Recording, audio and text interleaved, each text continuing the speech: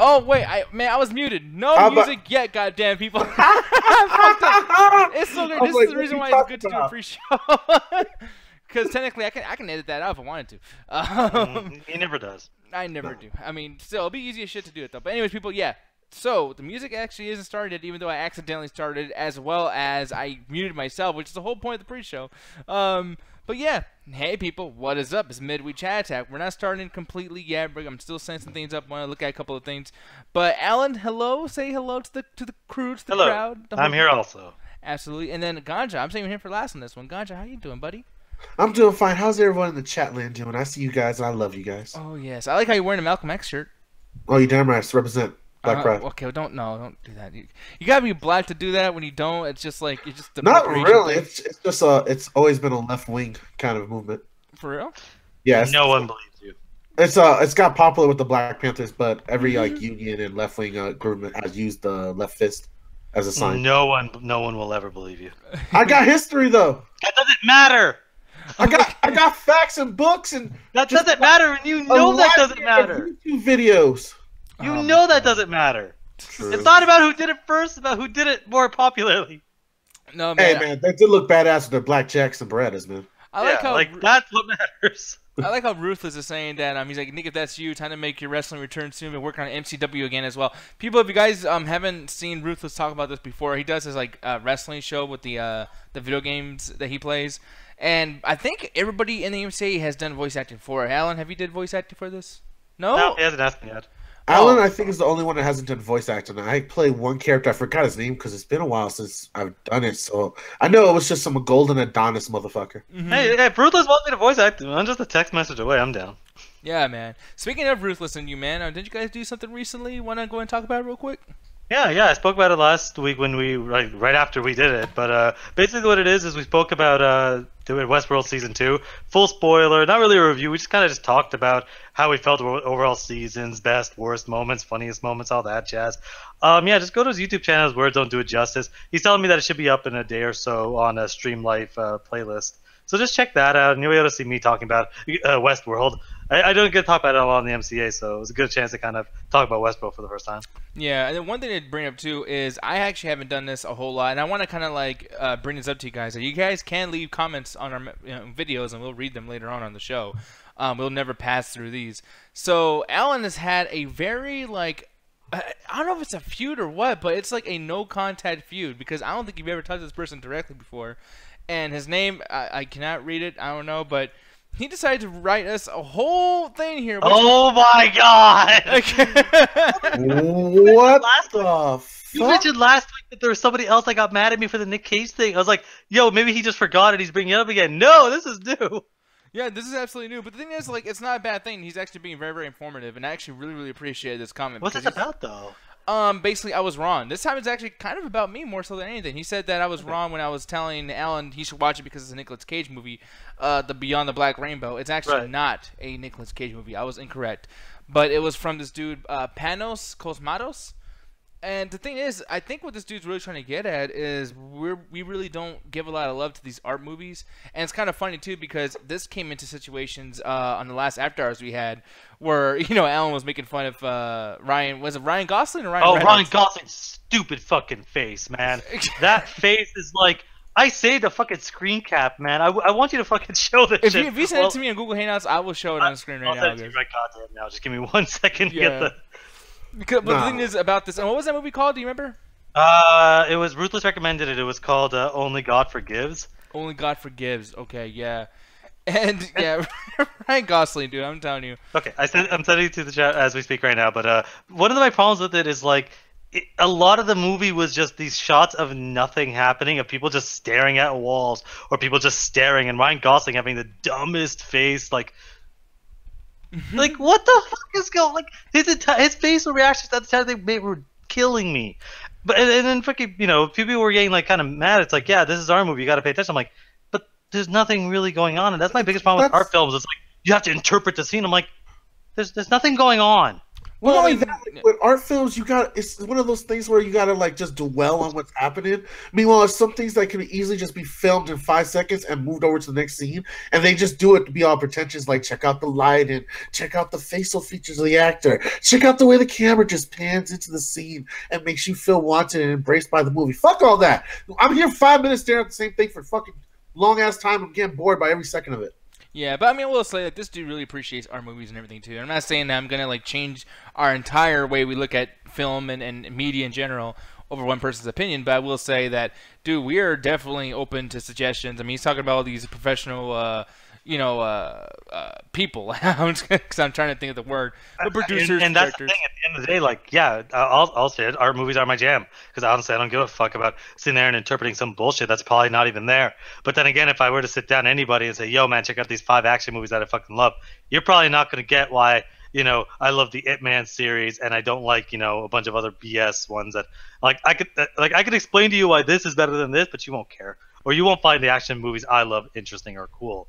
I get that. It's just when people start fucking yelling at me or saying that or thinking that they're better than me because they enjoy these fucking things and I don't. It's like, man, fuck you. Like, you're enjoying a genre of movies. Like, yeah, and I mean, I want to make sure to express, too, that he's probably referencing to other people that were reacting to a certain way that we talked about this last Saturday, but, I mean, the comment itself, I mean, I'm pretty sure not mad at this dude, and then this is one of those situations. I figured. He's probably a super huge fan of Nick Cage or that movie, so it's like, yeah. Yeah, or, Panos, Costanos, whatever, I can't see these guys' names, I'm just actually going off memory, I can't even find the dude's name in this paragraph.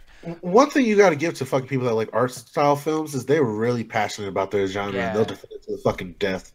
No, it's awesome. Like, I actually, and we're not people that usually, roll our eyes at that. It's just, we have people in our community that do make fun of us saying, you guys don't know shit because you don't watch art films. And it's like, no, we're passionate about certain things. And that's why we're actually all together. You guys would probably think, God, these guys don't have a whole lot in common. I mean, and we do in certain situations, but me and Ganja, I will never watch half the movies that Ganja watches because they're history movies and they're based on real life shit. Shit that actually affects our current society right now.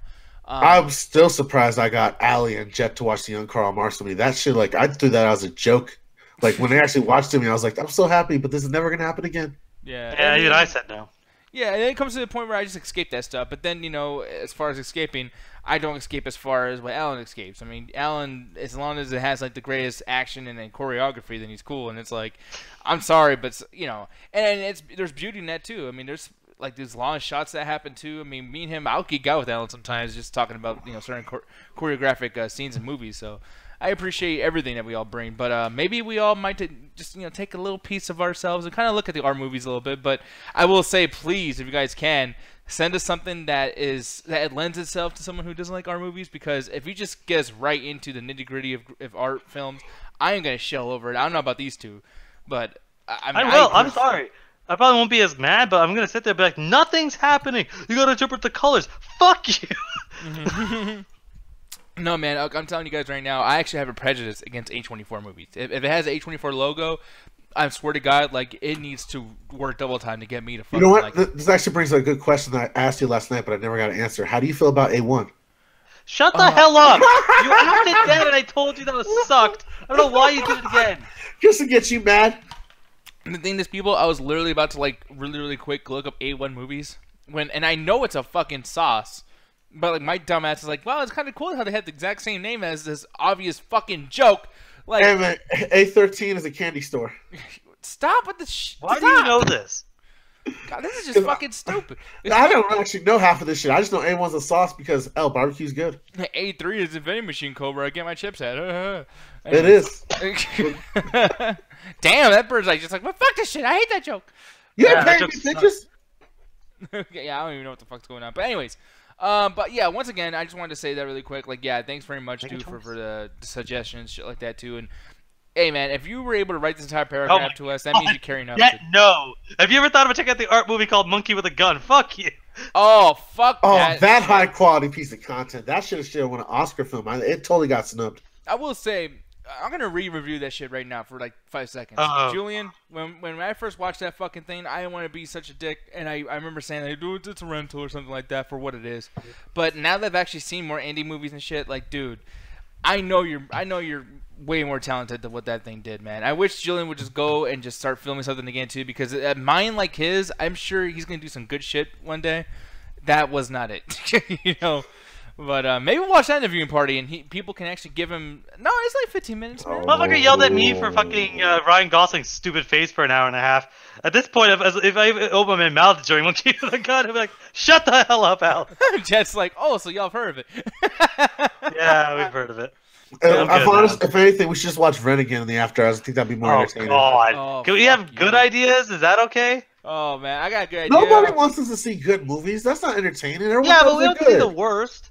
We already saw 2 Tyler Perry movies. Well, I don't know. We won't say anything yet because on Saturday we're going to be reviewing the Acrimony, and that might have been a great movie. Anyway. The last 15 minutes were better than sex. God damn, man. No, Jed was losing her fucking mind. I was just quiet. I was like, you know what, dude? Like, this is not even worth And Jed was only back because she's on the psychopathic woman's side. Yeah. Well, wait. No, I'm not getting into it. Come on, take the big spot for the...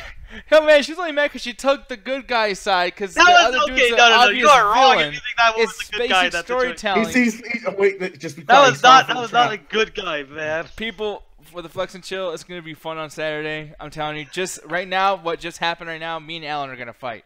That's going to be entertaining. Because Nick's wrong and he feels an obsessive need to fight with me at everything. See, and there he goes. It's a whole thing. It's the Julian Justin Allen thing once again. You're wrong. Nope. He is the antagonist. I'm not defending the movie at all, but there are definitely not heroes in that film. I'm sorry, but for anyone, just we're not gonna anymore. But anyone that's seen fucking Acrimony, and you think the woman is the good guy in that situation, y'all didn't watch the movie. God, I cannot wait for Saturday. He's gonna yell at me after the show. But Nick, they shot it so well. Oh, fuck off, you! Nobody did it even. Half of it was green screen. Oh man, dude, no. But anyways, we'll move on, people. Apparently, Alan thinks that mentally handicapped people are fucking evil. So what? Oh my god, that's the character in the fucking movie. That was not the character. Just because she dances like it doesn't mean she's mentally retarded. Dude, they say that in the beginning of the movie. No, they fucking don't. You did not fucking hear that. I didn't think you were watching Tyler Perry's radio. I thought she was normal. She was as far as concerned, she was a perfectly functional human being. Oh, I cannot wait for Saturday. Okay, cool. Anyways, we'll get into that on Saturday. That's gonna be fun. Holy shit, that's gonna be the thumbnail. This is gonna be great. That's gonna be so fucking good. I can't wait. Anyways, all right, I'm turning this thing off. Pre-show, boom, we're done with that shit. Now it's time to get into the show, sir. This time I will play the music on purpose. And here we go. Oh, folks, loudness all in my motherfucking ears. We are official. We're on, and no more pre-show, none of that good stuff. Me and Alan are already getting arguments about fucking goddamn Acrimony. Ugh. But yeah, man. So I just turned that shit off right away. No fade, nothing like that. Dude, so much stuff to talk about tonight. In a sense, we got a lot of community questions for you guys, big time. A lot of people talking about stuff on Amino. I didn't make a new post, but we're gonna be answering. I think a couple of old ones and then a bunch of new ones. We got like 5 new ones. Cool. But man, so Saturday we're gonna do into Flex and Chill stuff with Acrimony. That's what we're talking about before the pre-show. All that good stuff is gonna be fun. Me and Alan are gonna go at it. But once again, I know I did this already in the pre-show. But Ganja, how you doing, sir? I'm doing fine. How you doing, baby? I'm doing wonderful. And Alan Birdman's here as well, or here also. I'm also here. Yeah, man. How you doing, I'm here man? Also. I say it like every show. How do you keep fucking this up? Because just like you're saying, we forget you're here. It's so monotone that I literally just can't pay attention. It's just like, I'm here also. It's like, man, that's the most unrememberable fucking quote, and he's been. That was why I said it. It's just like, who? Yeah, I'm here also. It's like halfway. It's like, I'm here. Joke. That's how it started, because people didn't know I was a host till like 3 weeks afterwards when he said, by the way, I'm permanent, so the joke was, I'm here also. No, Alan, some people still don't think you're a host. No, don't know. Everyone knows that because they fucking hate him. Yeah, pretty much. Like, you can't even say that shit now. How do you know you made it and then say host? They fucking hate you and meme you all the time. That's the thing to people. I know the reason why I have a sensitivity with Alan, or I feel empathy for the guy, is because I was literally in the same boat. You guys used to pick on me for the first 2 fucking years of the MCA. Alan, now it's your fucking turn. And one day I hope it goes to Ganja. I want to see how he deals with all the. No, but the difference is they like me though. No, but they'll like him until he stops giving people free fucking smokes and shit when we do DT parties. No. I think they like me. They don't like you. They never liked you. Oh, wait, they don't like you either, bitch. Like, what the fuck? You know what? How about this in the chat? Who do you guys like more? Oh, that's smart. Nick. People ruin his fucking night. I don't think it's gonna be his night against Roman, but let's continue on to the topics. Yeah, You got to do. Oh man, no, we're talking about a whole bunch of things tonight. People are talking about some kind of nostalgic shit. Actually, if you really think about it, everything we talk about tonight has to do with some kind of nostalgia, which is just kind of like, all right, damn, we're right back into the same thing. You were saying something tonight has something to do with disappointment. Everything on this list has something to do with disappointment.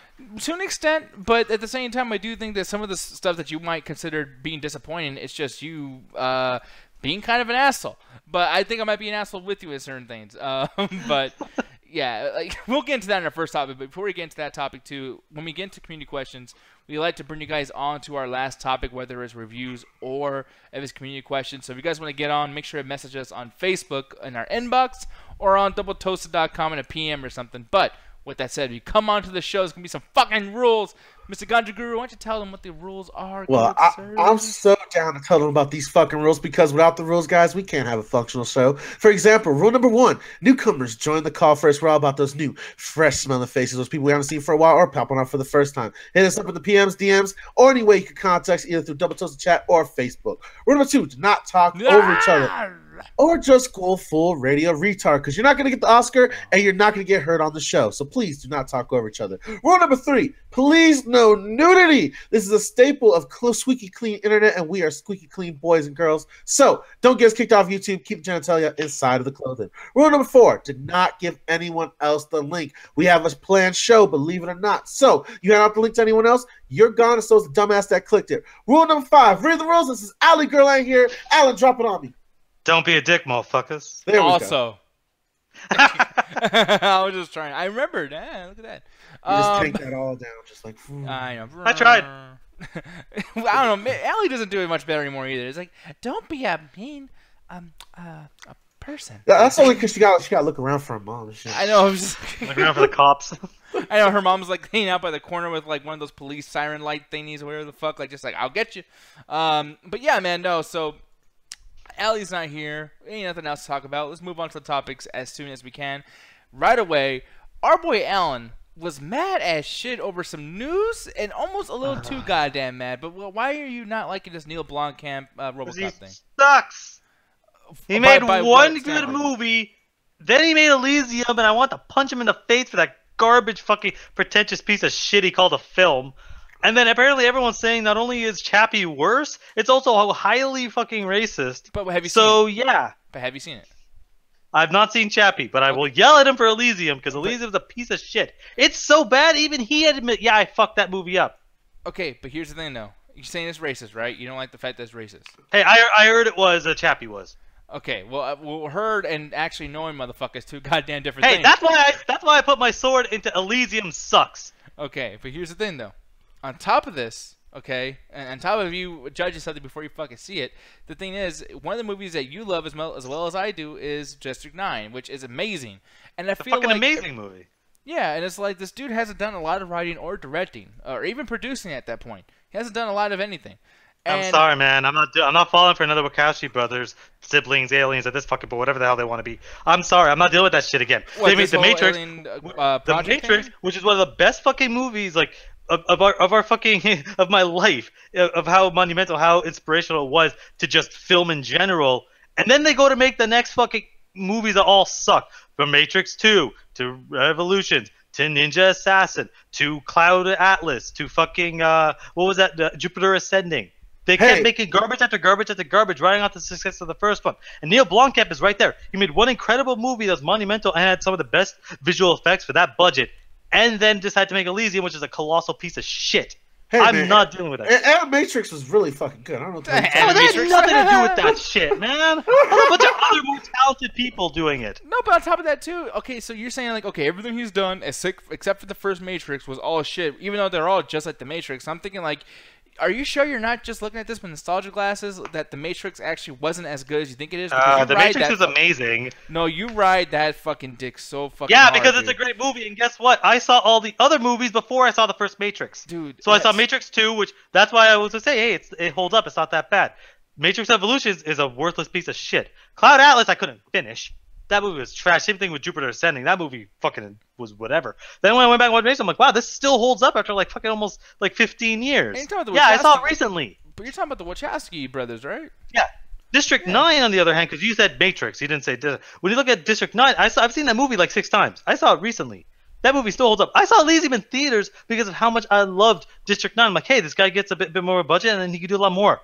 And it was just preaching like a motherfucker every fucking 5 seconds. Well, look at the rich. Look how fancy the rich are. Look at that. It's like, what's the story? It's like, well, poor guy gets fucked over by rich guy, so he fucks with poor guy. Yeah, so like real life. I mean, like that's but what it is. So like, it's so fucking. I like how Gunn just kind of like he's about to do some communist shit right now. Have you seen Elysium? No, I haven't. Fuck all of y'all then. Y'all don't know what I'm talking about. Okay, have you seen the Alien fucking project that he's working on that's not even out yet, and you already said it's gonna be fucking bad? Yeah, that's what we need. And then Chappie, you're talking about Neil Blomkamp's Chappie, and you haven't seen Chappie, and he says racist, which by the way, you like. You haven't seen Elysium or Chappie. You have no fucking foot to go on. We just talked about The Purge this last week, right? All 4 fucking movies reviewed in one night, and you are a Purge fan. You're like, dude, fucking Part 2 and 3, like I fucking love that movie. Like one of my favorite. I love those movies. Yeah, but as I stated in the review, every single fucking movie they just torture black people all and villainize them throughout the whole series. Every movie. For fans of the MCA, this is a consistent thing where Nick likes to forget what I say. Did you forget what I said of how it's a terrible, unsubtle commentary that fails at everything it tries to do? Did you forget that part? No, I'm not forgetting that part, but we're not talking about that part. We're talking about the part that you're mad about one thing because it's racist, and it fits the thing that you actually like, which means it's kind of. But it was badly told. That's my problem with Elysium. Is it's badly told. The fucking thing is super like fucking obvious and in your face, whereas District 9 was very subtle. But then you want to take Robocop, which the whole point of Robocop is a fucking commentary on the police and just the destructiveness of society and how much we love violence. So it's already kind of a movie that has a message built into an action movie. The first Robocop, at least. The next 3 are just kind of like take it or leave it.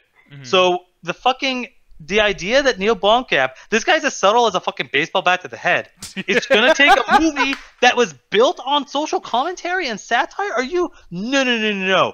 It is gonna be. I'll say this: it'll be beautiful. It's probably gonna be set in some fucking like. Where did he set District 9? Because he loves that setting. Like, I don't want to say it's South Africa, but like I know he loves that setting because like Elysium, District 9, and Chappie are all set in that same kind of like weird area, mostly so he can keep the budget. It's probably going to be set there because it's post-apocalyptic without having to make shit post-apocalyptic. Yeah, you know yeah. What I mean? He chose a setting to make it work with that, but it's one of those things where it's like I don't think that he's the right person to make this because I think that he made one good movie and. He's coasting off that. I don't think he's gonna make a good Alien movie at this point. I don't know who could. And as far as a RoboCop movie, I don't even hate the new one. I think it's all right, but I like this guy making that. I'd rather Matthew Vaughn or somebody else that can actually balance some sort of like something else to make a decent action movie work. Neil Blomkamp's gonna make this movie for like $50 million. It's gonna be a piece of shit. Dude, honestly, it can't be worse than that bullshit remake we got. What was it like in 2012? Yeah, okay, it wasn't as good as. It's not the worst RoboCop movie. Are you gonna defend that shit? If you don't think that RoboCop reboot is the worst RoboCop movie, you never saw 3. Yeah, and you never seen half of 2. This movie actually has something to it where it was like, you know what, we're not going to do the exact same thing as the fucking first one. We're actually going to do something that, you know, really... Because here's the thing, man. One thing I really didn't like about the first one is it does that shit that I really hate about zombie movies where it's like, it's this very easily puncturable, defeatable fucking good guy, and the bad guys are like, no, let's just shoot at him. Let's just walk up against this fucking robot cop. And, man, I hope I'm able to survive this. In this remake, people were smart. And the Robocop dude was actually super powered. He can do shit and actually stop crime at a fucking moment's notice and be speedily with it. The first one, what the fuck is that guy going to do? He's slower than humans. Yes, well, that's the thing. He's like a tank. The power of CGI has enhanced the movie. Not at all. Okay, but what Nick's point is, it's 2 different kind of movies for 2 different settings. They didn't just like. I think that they could have fixed the new RoboCop with one subtitle: Robocop V2, and instead of having Alex Murphy, or instead of having it's somebody else. So it's a different RoboCop. It's like Creed and Mad Max Fury Road. It's not a reboot. It's like it's basically a sequel that takes place after the events of the other ones. Like, hey, RoboCop worked so well in the 80s. We're having a bunch of crime problems. Let's do another RoboCop. I think that could have, and you had the same kind of movie, and I think it would have worked really well. But again, a lot of what I liked about the new one is it did things differently. It did still have its own commentary of how people are so obsessed with how things look, or how we got to make this guy work within society. Well, it's not as intelligent as the first one. I'll give you that, but it's not a fucking waste of a movie. Yeah, I mean, here's the thing. I understand where God's coming from, too, where he's like, yeah, it's a bad movie. They already tried this, and now it's only 4 years later, and we're talking about making a new one. I mean, if they're talking about making a new one now, it might have a release in 2020. So that's only 6 years afterwards. They're doing that Spider-Man shit where it does not deserve 2 fucking reboots of the entire franchise when the shit's still new. I'm sorry, but, like, when I was a kid, man, growing up, and I think it's not just a kid thing. I think it's just a media thing. When you start calling shit old or obsolete, it's usually because of a 12-year gap between this, like, now and before.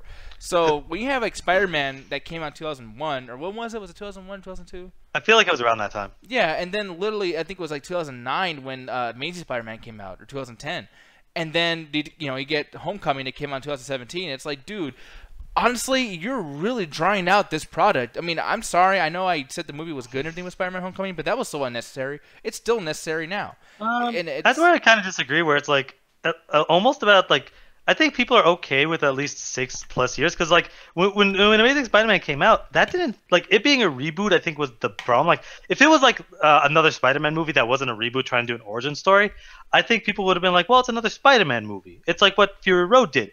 Fury Road isn't a reboot, it's kind of a pseudo sequel to the rest of them. Well, the thing is with Mad Max is that actually took so long to be made, where it was like, you know what, I was actually hungry for it. It's like, supply and demand. We demanded, you supplied. No one's demanding RoboCop because we're still eating the little scraps that the first the first remake did for us in 2014. I mean, it's only 4 years ago. That, unfortunately, I think it's not so much people aren't hungry for RoboCop because RoboCop was such a product of its time. The first RoboCop's amazing. I love that movie. I've seen it recently, but it was such a product of its time, of how crime-ridden America was, how much cops just needed to step up, and how kind of people were obsessed with robots and stuff. And it was such a part of the time that when the remake came out and trying to almost capture that, it's like it tried to do that with the war, but it just didn't work. So it's not so much people don't want it because we're already full, it's that we don't want to eat it anymore. Yeah. Not only that, when it comes to the RoboCop series, it's kind of been played out in the sense of like the idea of a hero coming back with this endowment of justice who wants to right the wrongs, but he's forgot his past. Like, they've kind of done that story to death in a lot of comic book remakes and other properties. So it's something we've seen a lot of, in the sense of like something mystical or something sci-fi trying to do like a sense of justice. Hell, we even had the fucking Total Recall remake earlier, which is just a detective movie. That movie sucked. The sci-fi stuff. But it still goes to my point, like, we kind of we're seeing this a lot more, whereas before a lot of the old stuff had the idea of like, oh, this is the first time doing it, it gets away with it. That's why, like, I don't give the new one credit because of the CGI work, because yeah, the CGI work's got to be there, because if that, there's no difference between the remake as a cheap cash grab than what the first one did within budget constraints, because they're gonna have the guy running around and doing all that crazy shit. You saw what they had for the animation for that big robot at the end of the movie. Like, they yeah. they damn near got clay animation at the end. Like, they couldn't afford to have that dude running in that suit. Well, actually, they did say that was on purpose. They wanted to do a stop motion. I mean, I guess. Well, they had to. Like, it was within the budget. They couldn't make a giant fucking Ed 209. I wonder how much that would have cost, because like, really, Scott could do anything. Like, he actually built robots and shit for the old aliens. Yeah, but like, that thing was like the size of a fucking car. Like, that was a lot of moving parts to get it to move, man. And just to destroy it, that's probably like their budget. I was like, that's a lot of cardboard painted silver, bro. No, yeah. That's what I was thinking too. Like, yeah, it looked very like just you can dress anything like that. You know what I mean? It could have been just scrap that you made with legs. I mean, and I think we're spoiled now because we see so many cosplayers that have access to better things and better. Or we see so many cool practical effects. Like fucking Christopher Nolan wanted to do a goddamn RoboCop remake. I'd be like, he'll make a fully functional Ed 209. Yeah, but you're always sucking Christopher Nolan's dick. I was about to say that too. I was literally about to say the same thing. Oh, fuck off! I'm sure you guys have favorite directors too. You just you go Dark Knight Rises. Those Dark Knight balls. Hey, in the Dark Knight Rises, the fucking Batwing Something's is rising a in fully you. like they built that thing. They literally built that thing and then used CG to make it fly. They literally built that fucking entire thing Okay, I'm and sorry, then but just the used shit CG does to not make it look fly. that cool, by the way, too. Someone needs to... I'm just saying he'll go beyond the fucking realms. It'll be like whatever. I don't care if this is $10 million for this one prop. He'll fucking do it. Okay, So by this the is way, like- I gotta this put this is out like- there right now too because people keep doing this. You know what? And I guess I'll be the bad guy. And I'm sorry. I wish I had that meme ready. The hard to swallow pills. People, hard to swallow pill. The Dark Knight's really not that fucking good. Okay, Oh my god, he always does this. And he No, lost me as an ally. I love how he does this. He's like, oh wait, people like this shit. Okay, it was not that good. It's like you because, can't do dude, this every time. No, because the Joker's one of my favorite villains of all time. But goddamn, Batman was horrible. Christian Batman Bale was fucking fine. terrible. Man, dude, the music cues were fucking awful every time they were used. Even in the beginning of the fucking movie where Joker does his like, oh, I don't even know what the stupid fucking quote is. He was, like, what do you believe? Whatever doesn't kill you makes you stranger. That whole fucking thing, and then that stupid ass car that you're talking about. The Batwing was silly for one, but the Batwing was awesome. But the motorcycle thingy, the weird shit that's like rolling. Yeah, through the fucking... Batpod, it was awesome. No, it was not. It's a big fucking It was wheel. awesome. He's walking around like it's fucking Bobby's World again. Like, what the fuck was that shit? That was fucking silly. He looks like What the are you fucking talking Batman about? was literally driving one of the things that the dudes on Baby's Kids fucking drives. Like, I'm sorry, but like I thought he was gonna like stop by and go like, "Hey, what's up, baby?" Like Tony Loke and shit. Like, it was Oh fucking lord! ridiculous. But anyway, back to the fucking topic at hand before Nick continues to be wrong about everything. That's like a guy anytime you sound wrong about some shit. Like, Jesus Christ. You are! You're talking shit about the Dark Knight. It's like my favorite movie ever made. Sorry, but man. So this is what it's like to have a Christian friend that believes too hard. I got you. Yeah, exactly. He Oh, so wait, now you come back to his defense? The Church Take of a side, Nolan. motherfucker. No, he's going. Yeah. He's not going to my Christopher defense. Nolan He's is like going to the my right favorite side director of the of all Lord. As much as there are problems with this movie, and I'll be the first one to admit a problem with this movie, he does a lot of stuff that I wish a lot of other directors would spend the time to actually do. His use of practical effects, I wish more people would do that. I wish they use more practical effects in Marvel movies. I feel like they focus too much on CGI, or a lot of DC movies nowadays, I think, focus too much on CG, and I wish they would focus more on practical, but do the mix of the two that he loved to fucking do. Whenever he had explosions, they were always miniaturized, and they looked great. They looked really good. But he always mixed the two. It's something like, again, let's bring this right back to Robocop. What I liked about the remake is they did do a blend of the two. Yeah, they focused more on CGI to make the fucking Ed fight work, but they did have him actually walking around in that suit. They did a lot of cool stuff with visuals, and I think that the only good thing about Neil Blompkamp is his attention to details. Because when from parts of Elysium and District 9 have some of the best visuals I've seen on such a low budget. But I think that he focuses too much on his preachiness and can't be subtle with his commentary. And I think he's terrible for this fucking movie. Okay, well, you can be wrong, and that's cool. That's fine, No Actually, one's more wrong than you, my friend. When it comes to this stuff, and I only call you wrong because you call me wrong, but I actually don't even think you're wrong. I mean, we have our opinion on certain According to things. Shark in the chat, you apparently got a point. Yeah, no, Nah, Nick, man. Nick always has points. He's fucking. Nick is the best. Yeah, and Raheem's like, yo, you're dead to me. Well, Red Robert King's only dead to me because I won't fuck him. So I was like, it is what it is. What does that mouth do? I Oh, don't know. Lord. I was gonna say something that adds to that, but it's like we might get into a weird little conversation there. I don't want to get there. So we're moving on, and we're moving on to Goosebumps 2. This is another situation where Alan's gonna be Right. hyperbolic and hate this too because Alan hates fucking everything, and I am Okay. the fun. I'm not the fun police. I am the fun criminal. How Nah, does this motherfucker just keep trying to leave a department he's ahead of? No, I'm sorry. because Nick tries to always do this thing where it's like, wait, I don't think he's the bad guy anymore. Wait, Alan doesn't give a shit about being the bad guy or not. Let me just push everything on him, and I'm gonna continue talking shit and make someone else look like the bad guy. Yes. No. And no, you're 100% right. This trailer was some garbage. Yeah, okay, and I agree with you. Because here's the thing, man. The one thing that really bothers me about the trailer is that I wasn't like that excited to watch this because they waited too long to make this movie. But then it gets to a point where I'm watching this fucking trailer and there's like stuff in the beginning where, and I was like, dude, like I was expecting like to see new shit, maybe a new creature to start off to kind of get me like watching the rest of it. And they showed footage from the first movie. At least I mean, the praying mantis. Was that supposed to be new? Honestly, or... I've never seen the first one. I heard it was good, but I never watched it. But my biggest problem with this is Jumanji.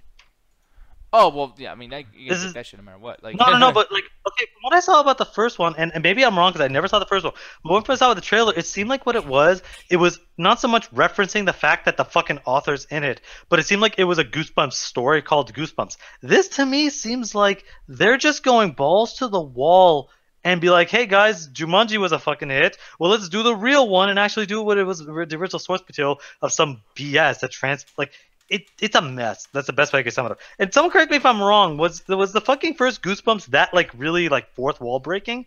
Because I don't remember ever seeing anything in the first one as far as clips or anyone talking about it where they literally reference the author of the fucking Goosebumps books. Yeah, well, basically, R.L. Stein is a character in a movie in the first one, Okay. and that, you know, like because R.L. Stein is so crazy, like in real life, and everyone's like, man, like what mind did this shit come from? They must be fucking magical, and they kind of like go with that in the movie. But then it's like, honestly, like, and I think Jack Black plays R.L. Stein or some shit around there, and Oh, okay. So it is basically just continuing the fourth wall break. yeah, but it gets kind of weird too in the point where it's like he's not even like weird. It's like he's just cursed with the shit, almost like Wes Craven was with New Nightmare and shit like that. Like it's kind of weird to do that meta thing when he's calling the movie out during the movie of like how ridiculous this whole situation is.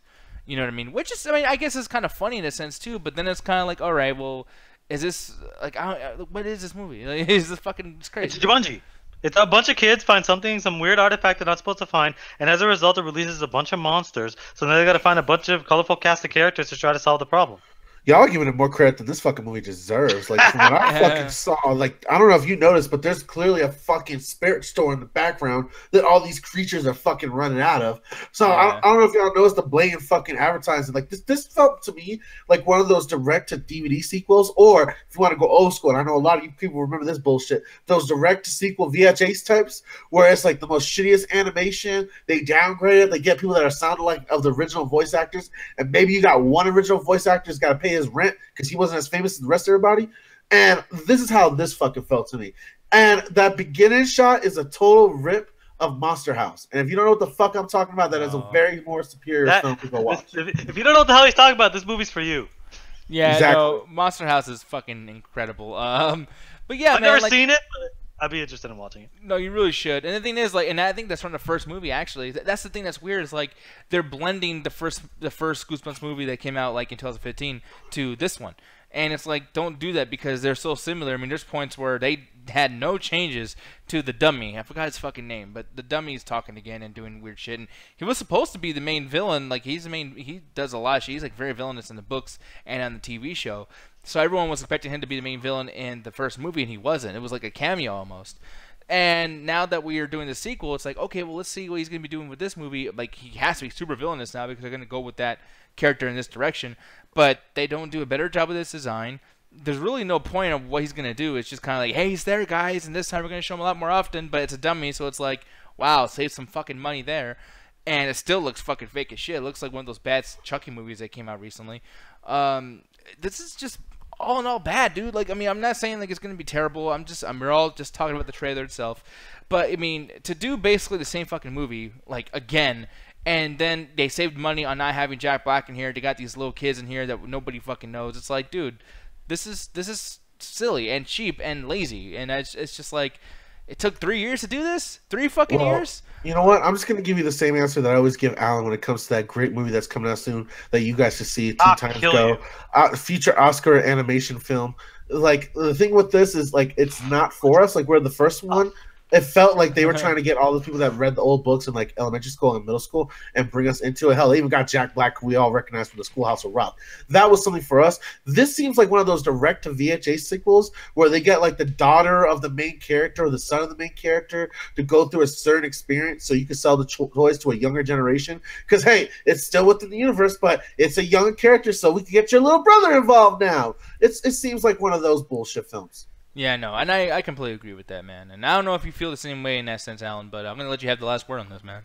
Honestly, it's one of those things where it's like I feel like I hate when Gotcha says that because it's like I in almost every single case when I see this branding bullshit, I think that is what it is. It's completely BS where it's like we're trying to get the people that remember this shit, and we're just going to also do it for a new audience so that we don't have to worry about like we could basically do whatever the fuck we want, and I think that's BS.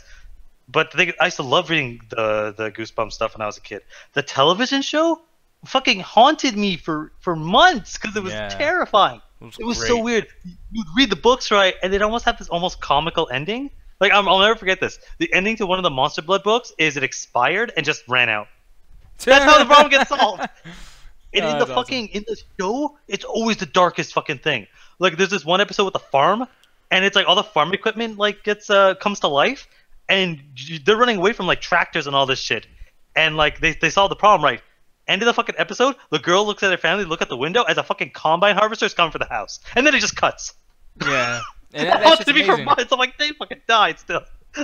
Yeah, and it's almost like you continue the content when the content's over, and it's like I'm still absorbing this story when it's shit's done, and that's stuff that sticks with you. You know what I mean? It's like that's what bridges the gap. That's what bridges the gaps between like when you watch something or read something, and then like something actually comes out like in live action or whatever the fuck.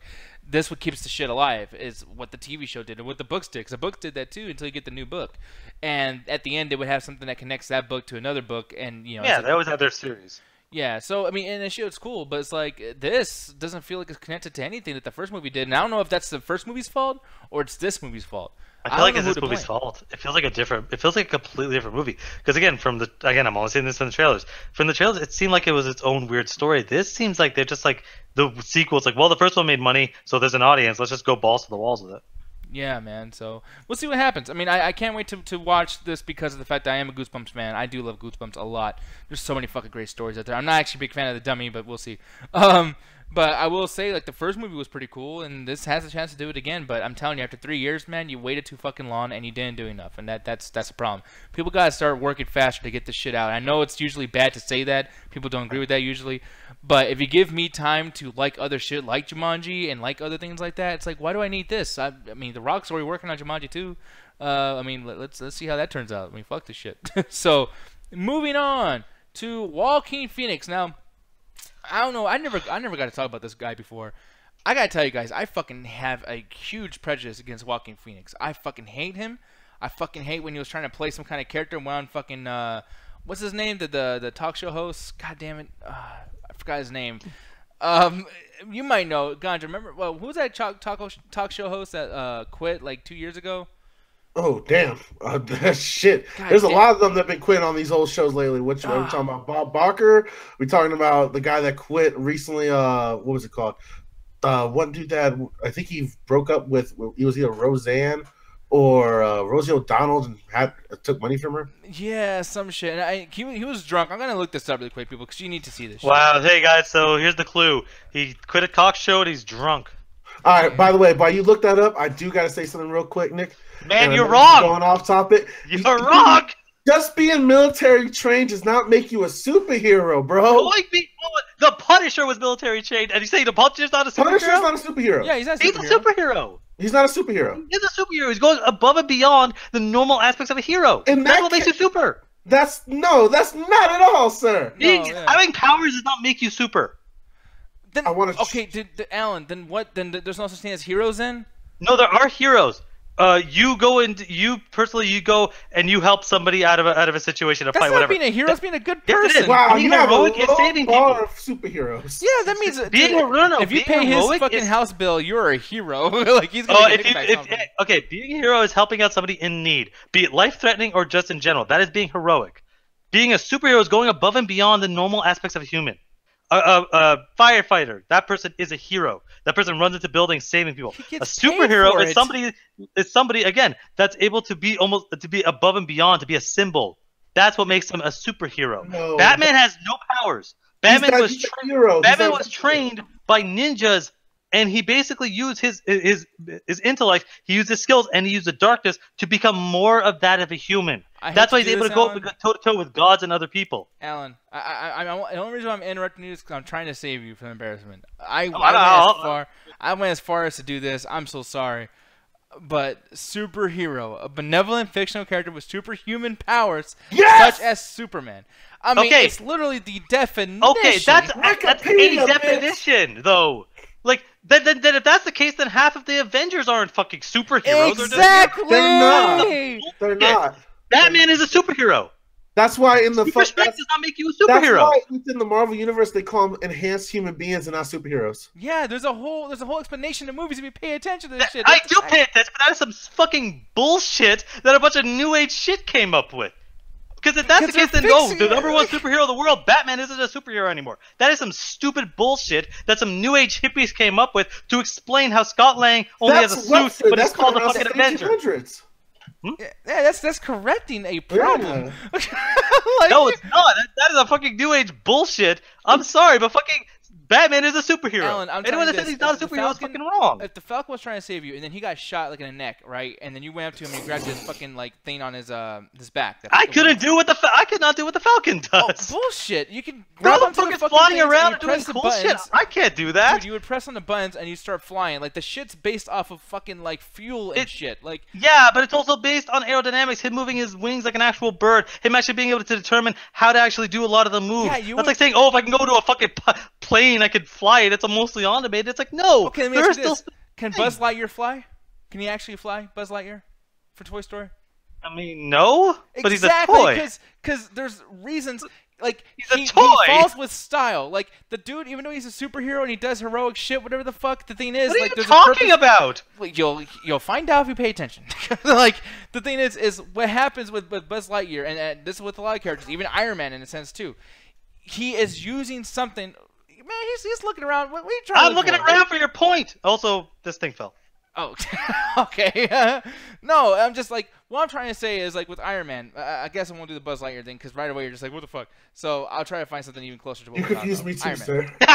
Yeah, because I was looking at Gotcha. I'm like, what are you talking about? Because Gotcha was like, he's supposed to be on your side. He's like, Buzz Lightyear. Well, the reason why I brought that up in a sense is like, okay, like, you know, when people fly, it's like Iron Man can't really fly. He has a thing, a projector on his hand and on his feet that goes, and he's a plane. It's like he's a plane that looks like a fucking bodysuit.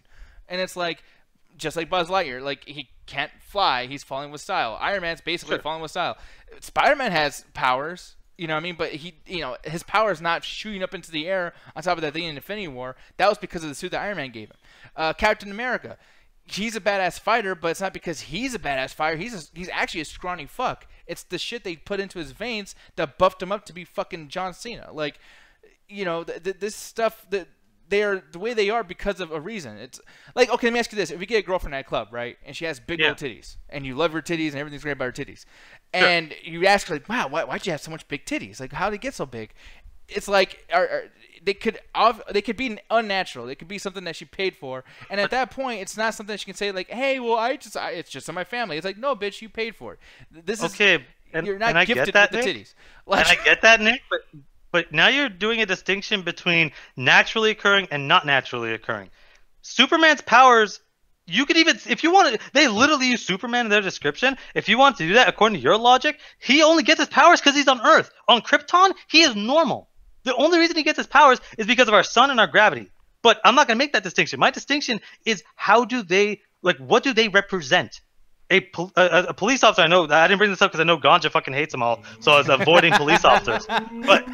But police officers and firefighters, there's their job to save people. They are a part of a collective group. They're not individual. It's Batman, even Ant-Man, Scott Lang, who don't have powers, who use suits, they step above the normal realms of humanity and they become a symbol of something else. People that get their powers, like the Flash, Captain America, the Hulk, all those people are superheroes, and they get their powers through other means that aren't natural, but they don't just sit there and be like, well, I guess I'm not going to do anything. They step above normal stuff. That's why even with Hancock, as much as that movie is just weird and a lot of people don't like it, that was basically talking about this whole thing of, well, the guy had powers, he sucked, but once he actually started becoming, like, he started getting the outfit, he started having more of a symbol, he stared standing up for something, that's what made him a superhero. Up until then, he was just a dude with some powers drunk on a bench. I'm so glad. I'm going to take literally the words you just said because you made my point for me. So, like, with Hancock, he had to do heroic shit to become a superhero, right? Just like in Avengers. Not all the Avengers are superheroes. They're not all called superheroes. They're not all referred to as superheroes. Just like with the cops. You say, hey, all cops and firefighters are superheroes. I'm sorry, but like... No, I didn't say that. I said they're heroes. You misheard me. I never said they were superheroes. Oh, no, you said... I did. If I did, then I apologize, but I wanted to state that cops and firefighters are all heroes. Well, maybe I accidentally said that, well, you shouldn't say that either, because it's the individual that becomes a hero. Like, just because... Like Avengers, when they have the Avengers logo on them, it doesn't just make them superheroes because of the thing. Only some of them are superheroes, just like with cops. Even when I say the word hero... The badge doesn't make them a hero. It's the individuals within the police department that do heroic shit that make them superheroes, or make them heroes in general. There is some cops that are actually fucking villains. No, I get that, and I'm not saying that. put an Avenger on your chest, you become a hero. I'm saying, what is your ability? Because like, I'm not gonna say Black Widow is a superhero. She's basically just an assassin. That's her dynamic. But when I'm saying that something like, for instance, Spider-Man, before he became an Avenger, he was a superhero because the spider symbol that meant something. That was more than human.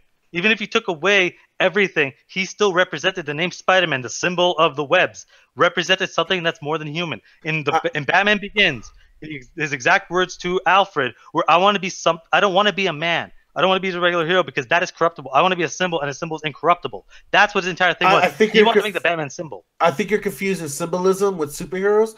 Because if you're describing symbolism, yeah, you're right. But in the terms of definition between the difference between hero and superhero, you're actually incompletely wrong. Because that power definition and the benevolence is the big distinction between what makes a hero a regular person that goes beyond the means of human capacity, and one that actually has powers that just naturally. But that is that's what I'm saying. That's why I say that's some new age bullshit, because that is not necessary. Because when you have Green Arrow, Hawkeye on the fucking Justice League, sorry, not Hawkeye, Green Arrow, Green Arrow and Batman, who are setting foot on the fucking front line of the Justice League, is because they earn that status. Yes, as soon as you get powers, it'll be easy for someone to throw the tagline on you. But when you earn it, like Batman fucking earned it, Batman has gone toe-to-toe with Darkseid. Batman's killed Darkseid. Yeah, but that's superhero shit. That's my problem is, like, yeah, he's gone toe-to-toe with them, but it's mostly with the gadgets or him using tools. It's never him using a power that's beyond him, except maybe there's a couple times he's got the Green Lantern ring. That's about it.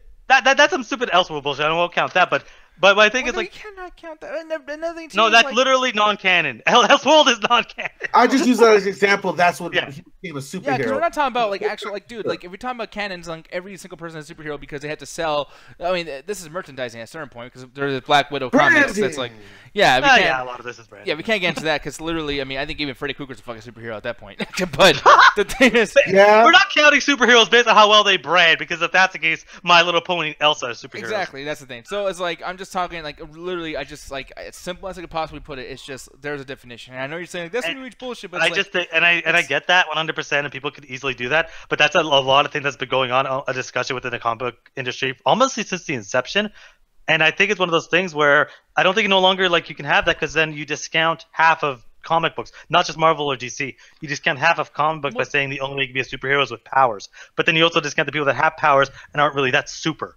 But that's the thing, like comic books do not have to be all superhero. Like the Ant-Man stuff, or even T'Challa from Black Panther, dude. Like, here's the thing: can we all please admit he's kind of a superhero because of the liquid thing. Well, no, that's the thing. They could get that to anybody. The thing is, T'Challa's thing, his dad was the shit. M'Baku almost fucked up T'Challa big time when he didn't have the fucking flower shit inside of him, that petal. Yeah. So it's like, honestly, if it was just one mistake that T'Challa made in that fight, M'Baku is a fucking Black Panther. Okay, you know what I mean? and I get that, but like the whole thing, it's like, yeah, that gave him the stuff, but you still have like T'Challa or T'Challa. Okay, the guy that could have killed him in the waterfall, because I fuck these names up all the time. I'm sorry. It's M'Baku, yeah. Yeah. Even if he got the fucking outfit, when people look at him or how he acted, he's no longer the Black Panther. He is something else. That's why when the Killmonger took over the Black Panther man and literally had that happen, he no longer became the same thing. He became something else. From the colors, even though he had the same suit, he became a different symbol. He became a darker symbol of somebody that actually wanted to do more harm. Whereas Black Panther still remained Black Panther, even though that the mantle switched to somebody else, because T'Challa focuses the symbol on what makes him who he is, aspires to be more than simply just a serum and a suit. He is more than that. Yeah. I mean, like I said, we're always going to disagree with this, I guess. So I have to agree. This has been a disagreement forever. So it's like, I get when people say that, but it's like, I don't think it's that simple. I think we can both agree it's not as simple as super. Like, it's not as simple as powers. I'm looking over here. Just saying, you know what sounds good right now? A Subway sandwich or a hero sandwich. Or a hero sandwich. A superhero sandwich. A symbolic sandwich. Hey, Subway is a symbol too, man. A symbiote sandwich. Okay. Now I'm hungry. A symbolic sandwich what you get at Subway. I'm actually hungry too. You know, fuck the show. People, good night. No, let's just keep the show going. We'll grab food and come back. Yeah, exactly. Yeah, we'll just eat like, oh, so it's called. Nah, I hate that shit. But anyways, so here's the thing, and I finally found out what I was trying to talk about with the Walking Phoenix thing. It's David Letterman. Oh, yeah. That's the guy he was on. So basically what I was trying to get into is Walking Phoenix is a dude who, apparently there's some news that came out, speaking of superheroes, there was some news that came out that Walking Phoenix is going to be playing as the Joker in the next standalone Joker movie. I'm sorry. What's up?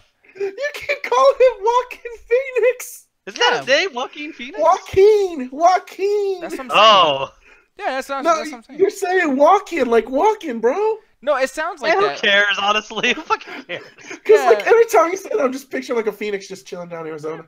You know, I'm sorry, dude, but man, maybe it's my dumbass mouth, but there's no way I'm gonna say any different. Like that, I've been saying that shit for years, and no one's ever called me out. Emphasize it, Joaquin. Yeah, Joaquin Phoenix. And that'll just have me laugh for a different fucking reason. and then Running Phoenix came out. No, Joaquin. Don't laugh at that stupid bullshit. I don't know, man. Like, I was actually embarrassed while I said it, and I was like, man, hopefully Alan doesn't call it out. I was like, yeah, of course he did, fucking ass. No, I did it because I was like, yeah, whatever. It sounded a little off, but I'm not gonna sit there unless you start calling Christopher Joaquin. But he was enjoying his life over there, smiling. Ganjo's all like, God, I love Nick, you know, and then you fucking over there. Hey, Nick calls you out on pronunciations. I don't do that anymore. I don't do that. Did you hear me? I said Gonja called you out on that. Oh, yeah, you said Nick called you out. Oh, I did. Yeah, I was hoping you were gonna call me out. Oh, man, what a bunch of fucking confusion this shit is. Anyways, Joaquin Phoenix. God, fuck you. God damn it. So, Joaquin Phoenix apparently is going to be in the new Joker standalone film, which is funny because this is like about the fifth person now. Jake Gyllenhaal's going to be the Joker.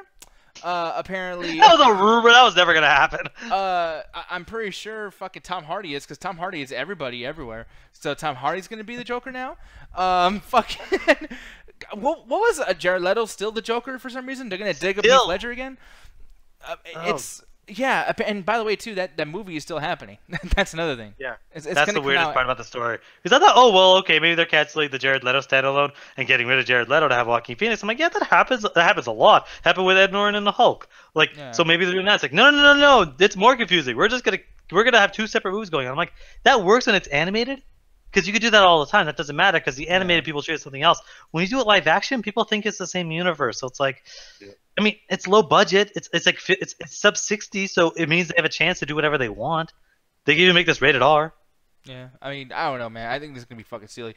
Joaquin Phoenix is a dude that I remember seeing him on David Letterman. Motherfucker was terrible. This dude came on. Oh, you finally figured it out? Yeah, it was David Letterman, and I want to show you this too, because this shit. And Ganja, you had to have seen this, because I know I can't wait for it. I'm oozing with excitement. Yeah, this dude sat there like he was on heroin or something. And David Letterman was like, "Hey man, so make sure to tell Joaquin Phoenix that I really appreciate him showing up, or I really wish he showed up tonight." Like just making fun of him, like, "Yeah, dude, you're in fucking La La Land." Man, why did Joaquin Phoenix in there look like what was it? Casey Affleck from Manchester by the Sea. Yeah, no, he basically does, and that's the thing, man. Like after he got the success from The Sixth Sense, he kind of like just went off, and he said that he was doing this for a character, for a movie he was going to do. So he said this is all an act. But I'm telling you, dude, no one goes on the show trying to, advertise a movie that he's about to do, that's about to go on the box office that week on Friday, and is going to go on there and literally just be in La La Land. I mean, he didn't answer any questions. He was fucking mumbling. Weird. He fell asleep while talking. That's why he has the glasses on. It's a train wreck. Like honestly, Ganja, after the show, you should go check that out because it's honestly. I've seen it, and I was just about to say to the audience, like that's why Nick Diaz does not let Ganja Guru get too high on the show, because that's exactly what that would turn into. Just look me staring in the distance, watching what my brain's correcting, and I don't even give a fuck about these topics to the left. Yeah, man. I mean, it's really bad, and it's sad and awkward too, because Joaquin Phoenix, he gets to a point where he's just kind of like pissed and kind of like, well, I don't give a shit now. I mean, I'm not even going to give you an interview, like as if he was giving him one before. And that always stuck in the back of my head, because I hate when people don't take their shit seriously. I mean, this is a guy who, I think, wasn't he in another M. Night Shyamalan movie after that, too? Yeah, was it The Forest or The Village? The Village, yeah, The Village. And Parking Garage. Parking Garage. Yeah, man, movie. Patio. The Patio. No, that was Unbreakable. Yeah, but that's the thing is like this dude, got a huge opportunity like that, and he just kind of let it all go because because he could, I mean, he's like, oh, I'm gonna be in that fucking what's that Johnny Cash movie or whatever the fuck. Oh, is that the movie he was advertising that movie? Oh, I love the fuck out of Walk the Line. Oh, that movie is he was fucking great. Walk the Line is amazing. Yeah, and I mean, and this wasn't for that, by the way. Like, this definitely wasn't for it. But it's frustrating though, because it's like this guy got opportunities like Walk the Line, where I mean, even Guns right now is getting hard. Like, oh man, Walk the Line, fuck yeah, and that's cool too. It is a good movie, I'm sure. But it's just like, dude, and this is how much you care about these things, dude. And now he's gonna get an opportunity to be the Joker. Like, why would you give it to a piece of shit like that? It drives me up the fucking wall. They gave it to I don't Jared know, Leto, man. who's been known to touch girls and do inappropriate fucking, scumbaggery shit. Plus, he has a band and he has a bunch of other shit going on. Hey, 30 Seconds to Mars has nothing to do with raping people. Well, no, it doesn't. My ears, But though. he was doing that too. His fans. And then another thing too is Jared Leto. He was terrorizing the fucking crew. There was times where he's playing snakes in fucking Margot Robbie's bag and doing. Well, you laugh at that. That's some bullshit. Man. I know that's some bullshit. I'll punch him in the face. I don't give a fuck. Yeah, like this is some Marilyn Manson shit, and it's funny, and I get to finally bring it up. But like, there's situations where famous people get away with a lot of shit, and people are starting to fight back. Recently, Korn and Marilyn Manson did a concert together. Korn said, "Hey, fuck it, we're not gonna do this anymore with you," because he literally pissed in their cake during their birthday party and put his dick in their cake and pissed in it and did a bunch of other shit. Marilyn Manson throws up on naked women. He takes girls out of the fucking where the crowd is, and they beg him to spit on him, and he throws up on them and shit and gets them naked. It's fucked up, but he's famous, so it's okay. It's like, no, fuck you. I hate these people. I'll never support them. That sounds like some fun old hedonism. Yeah, but it's like people like that. These druggy ass celebrities get away with this shit, man. Like, I'm sorry, but fuck Walking People are Phoenix. obsessed with celebrities. They'll do literally anything. They're like gods to people. Yeah, man, and I know like that's kind of like random to bring that up, versus this, but it's kind of like it's another one of the situations where I think like nowadays, and Ganja, you could tell me if I'm wrong in this sense because I know you pay attention probably more about this particular thing. Do you notice celebrities kind of not being so open with what they do nowadays? Like you'll get the Harrison Ford or whatever, like, hey, I smoke weed, but for the most part, they don't really discuss them having drug issues. Well, it's mostly because they're also focused on their branding and keeping their public image up.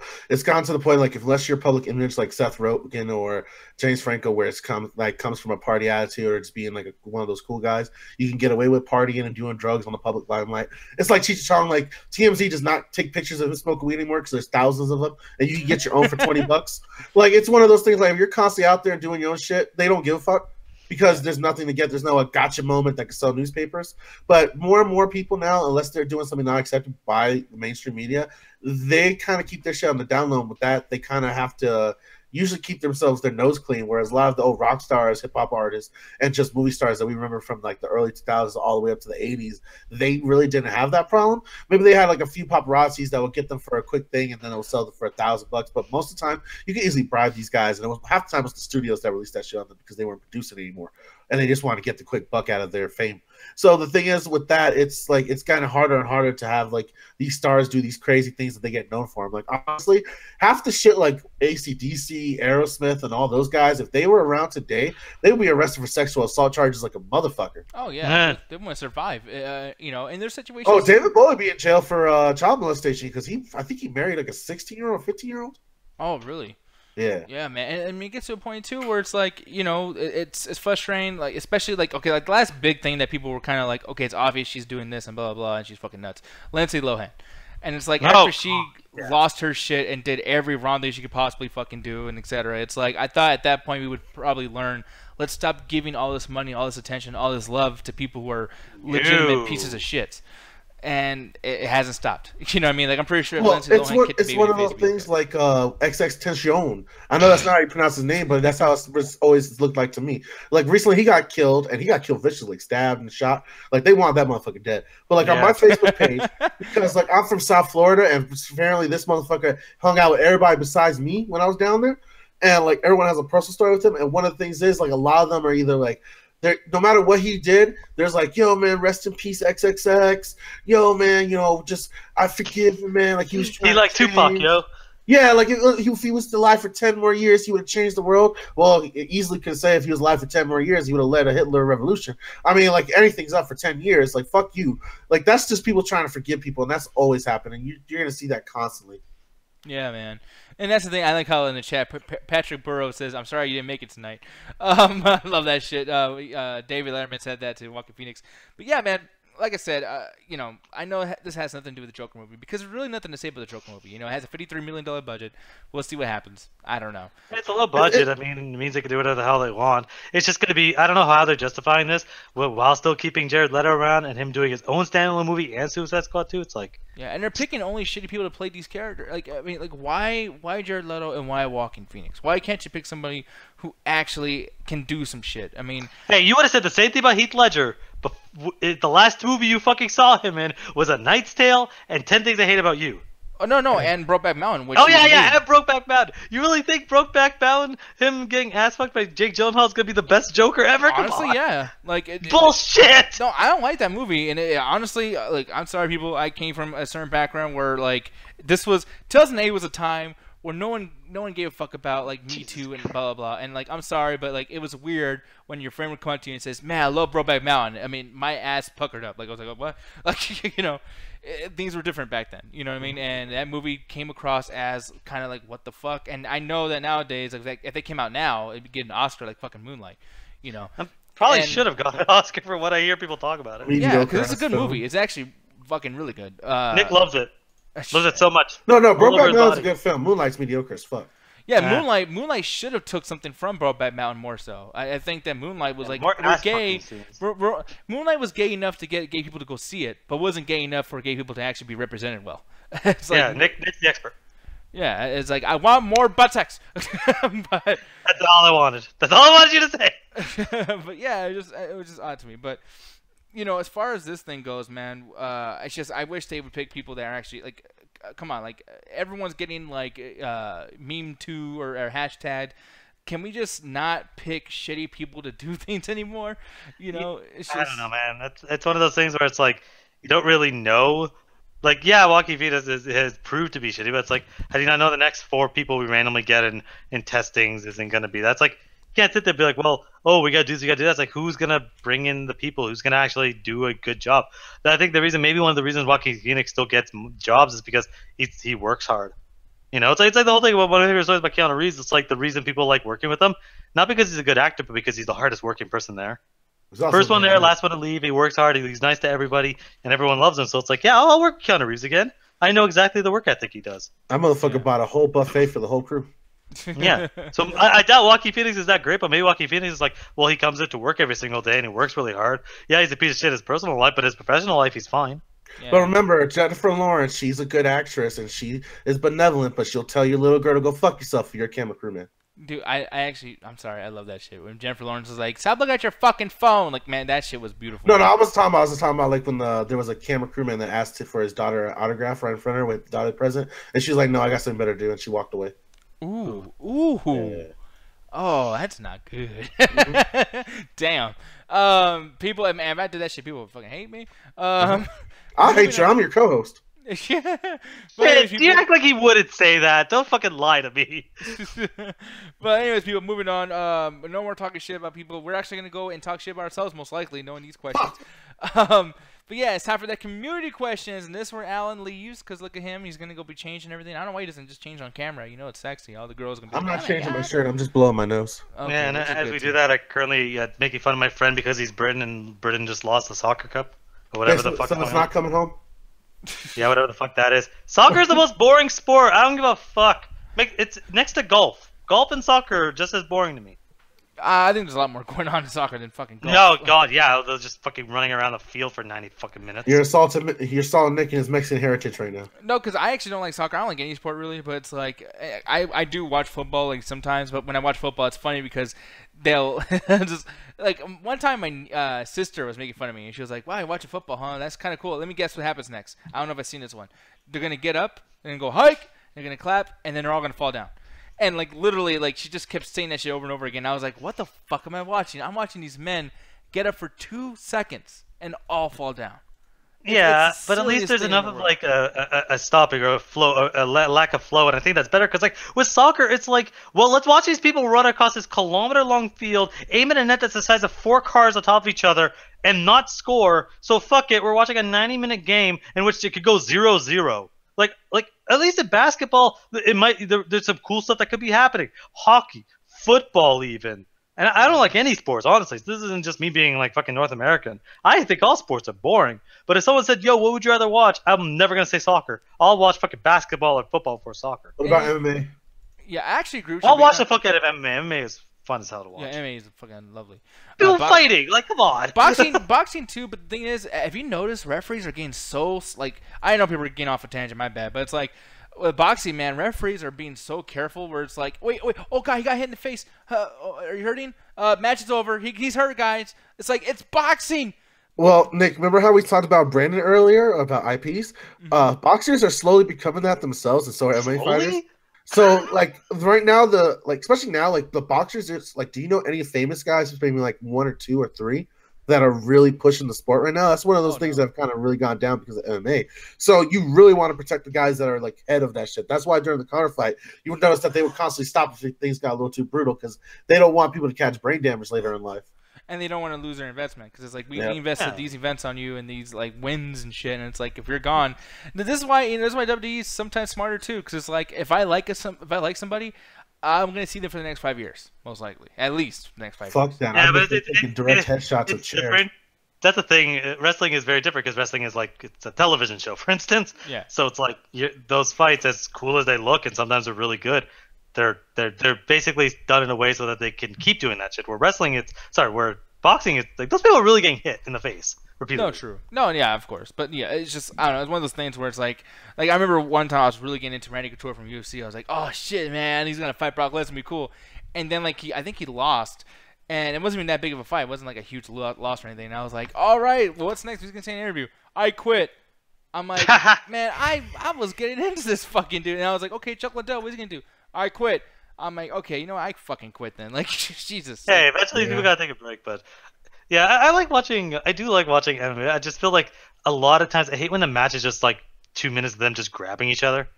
Kind of just get bored of it. Like it's weird. When the first time I ever watched MMA, I watched like the full like 3 hour, 4 hour thing.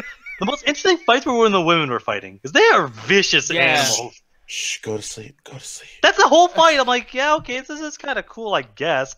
I feel like I'm playing an Assassin's Creed stealth mission, but like watching the women go, they'll fucking like tear each other apart. Like it's ridiculous. Well, boxing women don't give a fuck either. Like I mean, and they'll fight over the referee. Referee be like, hey guys, stop it. It's like motherfucker. Like I'm not having man. Stop fighting the referee.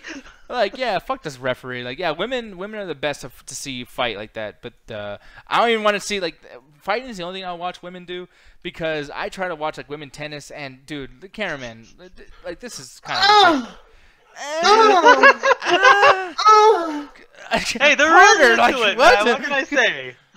Hold on. I think I'm supposed to play with my balls as well. Goddamn. You really want a woman to take a racket to them?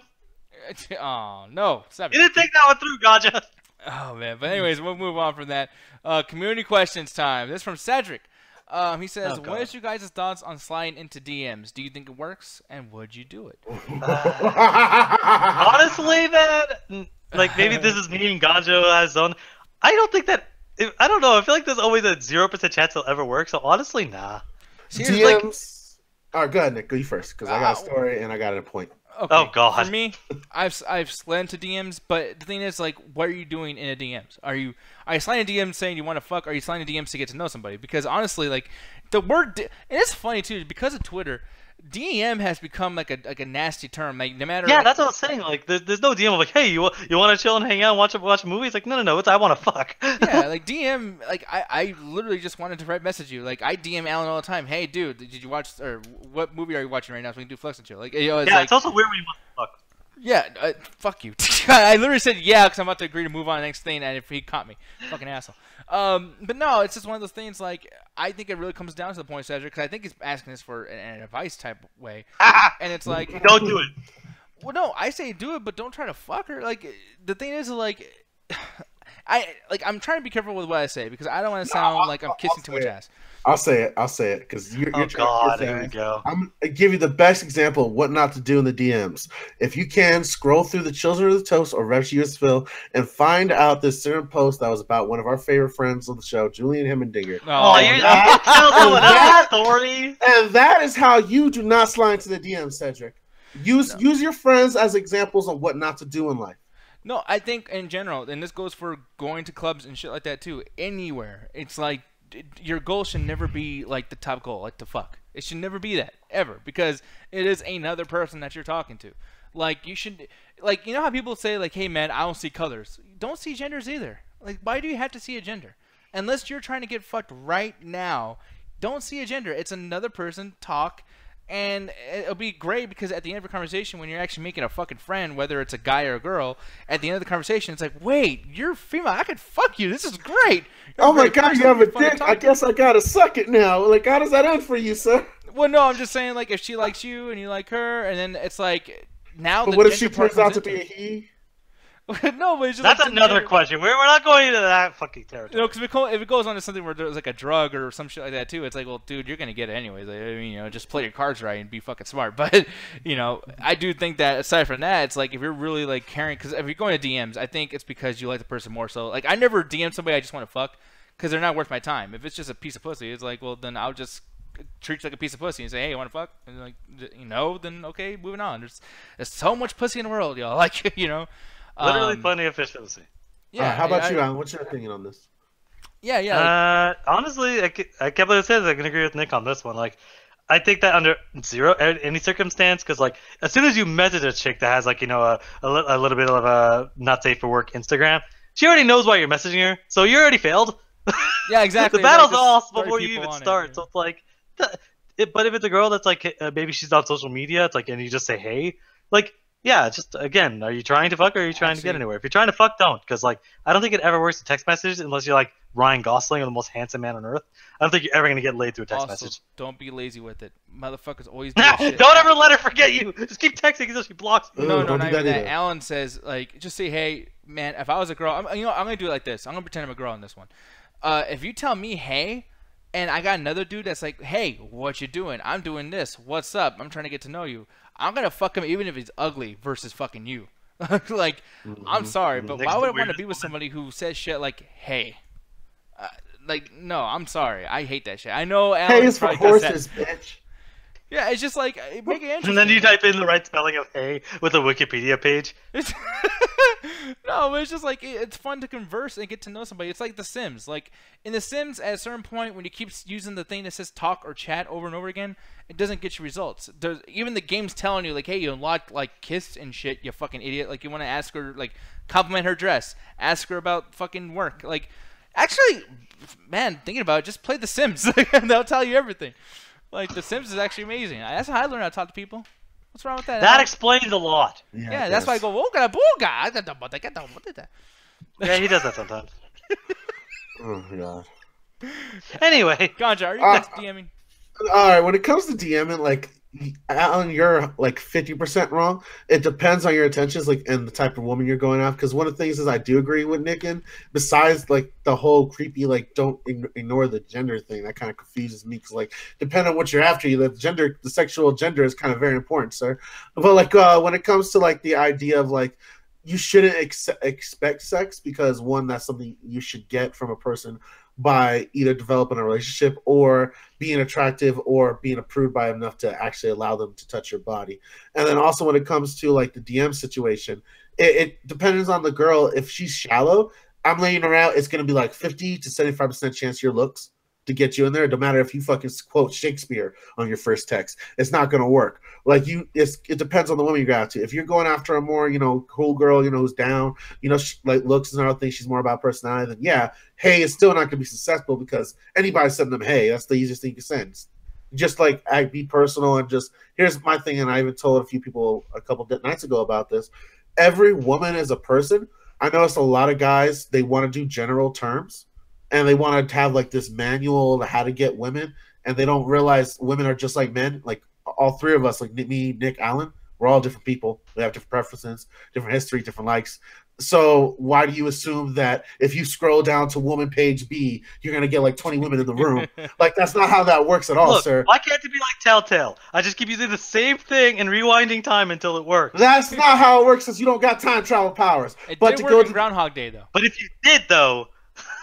We're not talking about hypotheticals, but like when it comes to the DM thing, honestly, it's a Hail Mary unless you know the girl already and you guys had some kind of like interaction in person. Because if not, like I said, scroll down the Children's Toast Refugee and you can see a post on exactly how not to slide into the DMs. And you don't want to be put on blast like that. Or just That's ask me for advice and then do the no, opposite. don't ask Alan Hey, for advice. no. Ask me for advice and then do the opposite. All right, there you go. There you go. No, and by the way, too, Jet saying like, she's saying the scenario would be like someone coming up to her saying, "Hey, what's up?" And then she's like, "Just to let you know, I carry a knife on me, a pepper spray, and blades in my shoes all times." All By that the is way, in makeup, by the way. I bet her feet are fucked up holding blades in her goddamn shoes. What the You've never seen their makeup. No, but what happened to me with the problem with the whole DM system is when Facebook first started, I was using it to hit up girls throughout my middle school and shit like that. Mm-hmm. And one of the problems that developed was I did not know there was a thing called mass messaging. Ooh. So anytime I would message these girls, I would go ahead and message one by another. And I never knew that I was sending a mass message, so they all knew I was hitting everybody up at once. Damn. So this went on for at least a week until I think one girl that actually had a little bit of interest in me got pissed and literally sent me a text, "Hey, even if I was interested in you, you don't have to send a mass text." And I looked at it and I was like, "Oh my God." I was embarrassed for like a week. No one called me out on it because I guess every guy's done it. But like, boy, that shit, like, I was embarrassed like a motherfucker for like a solid 2 weeks to a month. And I'm telling you this too. One thing to just end it off with, Cedric, DMing a girl, if she's just like for ass or whatever the fuck, dude, she ain't worth the DM. Because I know any guy I think goes through it, whether it's smart or not, they sound clever or not too. Like, we put a lot of thought into what we're saying, even if the shit comes off bad. You know? Oh, I mean, yeah, like, yeah. Yeah, it's like sometimes I'm pretty sure, like, you know, when I first started like dating girls and everything too, like I'd put in so much thought into something and I'll end up saying like, "Hey, what's up?" Like, you know what I mean? Like, still I end up going to, "Hey, what's up?" So it's just kind of like, yeah, you're gonna go through a lot of stress doing that. So just do the shit if you already like the person as a person. Don't think about all the other shit. Ganja will tell you differently, but I'm telling you, like, from experience, man, like it really does turn out a lot better when you actually like the fucking person and it's not just to, you know, get laid. So anyway, if you're a little bitch, but if you're honest with your feelings and just want to fuck, then yeah, do my route. Yeah, and Ganja. Well, actually, I think that does help you. I don't fucking know. Like, your life is fucking. I hate your fucking life. Be just upon the God that is Guru. Literally, we were talking in the chat today, and like Ganja really is Seinfeld. He just fucks people and eats cereal in the morning. Like, he fucking sucks. Anyways, I like that you bring that up because there was one episode of Seinfeld we were all watching, and I forget who the character was, but he was trying to keep Seinfeld away from his girlfriend because his girlfriend loved funny dudes. So he basically told him like, "Yo, man, I'm bringing her around to come hang out. So don't be funny and shit. Don't like ruin my game." And so like what Seinfeld does, he tries to be the most depressed motherfucker ever. Oh yeah, I love and that. What ended up happening is like he's like, "Yeah, I don't know if I like you anymore." Because he goes, "Why?" It's just your friend Jerry. It's just like he has so many like emotions. He's just so troubled. Like I just want to help him. Like so I'm just gonna see like if like give me his number so I can like develop something with him. And I thought of Alan right away because I could feel you telling me that shit right away. Like, "Hey man, don't be funny." Damn right I would. yeah, man. That exact situation was like, motherfucker. I'll tell Ganja to leave. If you don't leave, I'll leave. No, you should never do. God damn it, doing it wrong. I know. That episode was haunting to me because I can imagine being in that exact situation. That someone's gonna out charm you. Yeah, she's on the date with really you, easy. Motherfucker. Like, oh, shit. Man, no, you gotta have more self-esteem than that, brother. Come on, man. You met me. Like, I'm literally Costanza, because it's like, I'm in the exact same way. It's like, man, I gotta impress her. Oh, man. You know what? Shit, I don't know. If I ever hang out with you and a girlfriend, dude, I'm just gonna, like, go away. Because I'll be all depressed. So I can't do that shit the whole time. Moving on, though. That was actually a really good question, dude. Thanks, Cedric. This one's from Jet. Shark says that I'm a sexual transformer. Nope. She said, "What's Nope. What? Nope. Left. I don't blame him, honestly. Jet's got like some horrible ass questions. See, no, you guys are fucking assholes this time, dude. This time? Yeah, this time. Dude, her question is, what's the dumbest way you've ever injured yourself? I got like 10 off the top of my head. That's a real question. I got some real stories, but I'm thinking about all the bullshit questions she sent to us the past 5 weeks. Oh, you can go literally fuck yourself and figuratively. I can spend half an hour of all the stupid ways I've injured myself. I'm not going to answer her fucking questions. Shit, I got a scar from one of them. Well, tell us that one. What happened? Let's see if it's still visible on the fucking webcam. I doubt it's still visible. If you, there we go, right here. Yeah, I can see it. Basically, when I was a kid, I didn't understand how shaving worked, so I took a razor to my fucking head. What the fuck? Boom. Or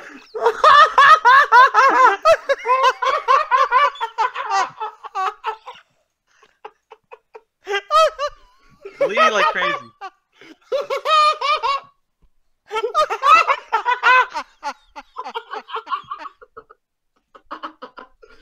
Somebody's got to talk, man. I was just reveling in this. This is weird. I didn't think it'd get that much laughs. What else did I do?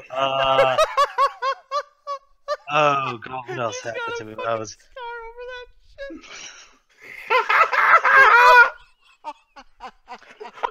I'm laughing because, like, why didn't you start with your face? I didn't have any hair there. What else? Okay, I sprained my finger because somebody kicked the ball, a basketball, and I was trying to stop it with my hand, and then my finger just went back here, and I almost broke it. Oh fuck! Holy shit! What else did I do? So when we get an MCA health plan. We know who not to add. Okay, I didn't get hurt, but it was still stupid. I was riding my bike, and I was wondering what happened if my foot in the front spoke. So I did that, and I flipped forward and flew off my bike. Another bike story. Me and my friend were racing, and we were winning, but I was winning. But the problem was there was a curb there, and I didn't have enough room to stop, so I hit the curb with my bike and flew right onto the grass. Like,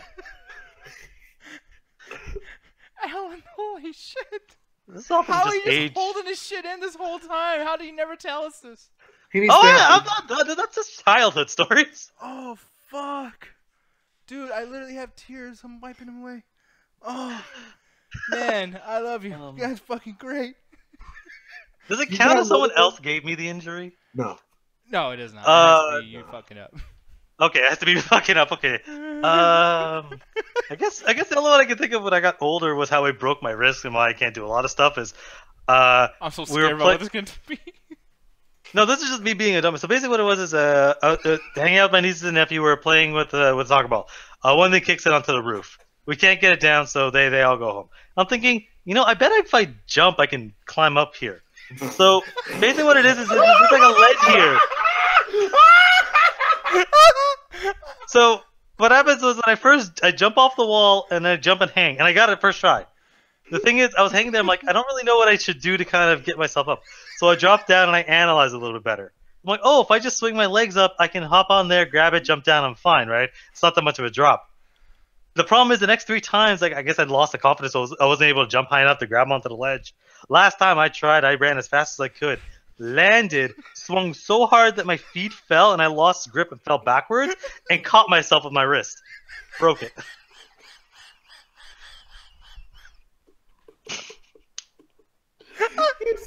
What else? Motherfucker.